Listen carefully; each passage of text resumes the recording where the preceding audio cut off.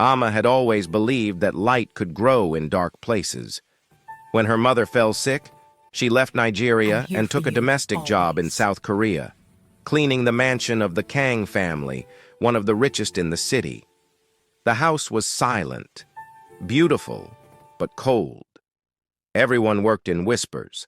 The master of the house, Mr. Kang, never smiled, and his only son, Minho, barely left his room.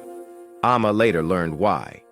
A year ago, Minho's fiancée had died in a car crash, one that he survived.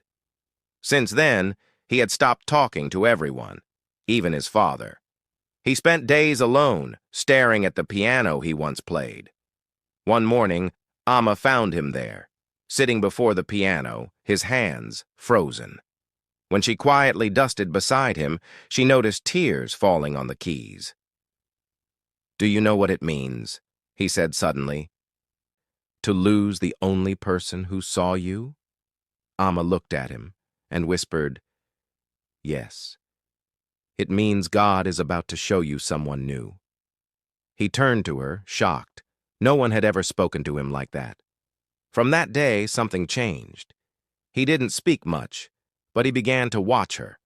He watched how she hummed softly while working, how she prayed before meals, how she laughed even when her shoes were soaked with rain. He once asked, "Why do you still smile?" She replied, "No, because I'm not smiling for life, I'm smiling through it." Those words clung to his heart like sunlight through clouds. One night, Amma heard the piano again.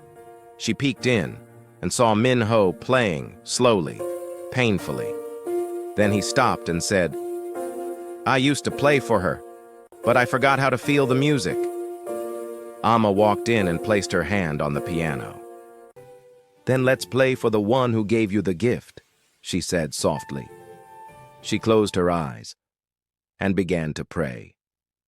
In that still moment, the sound of music returned, fragile but alive. It was the first time the mansion had felt peace in a long time. When his father found out Minho was spending time with a maid, he was furious. "You're disgracing our name," he yelled. "She's beneath you." Minho finally stood up and shouted back, "No, father! She's the only person who treats me like I'm alive." Amma was fired that night. She packed her bags, heartbroken but calm.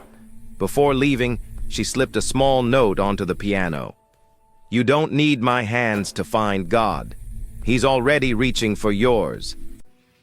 Months passed. Amma returned to Nigeria to care for her mother. But one Sunday morning, as her church choir sang, she saw a familiar face walk through the doors, Minho. Tears filled her eyes as he walked to her and whispered, "You taught me to pray. Now I've come to thank the God who sent you." He knelt beside her, his hands trembling, and for the first time, they prayed together.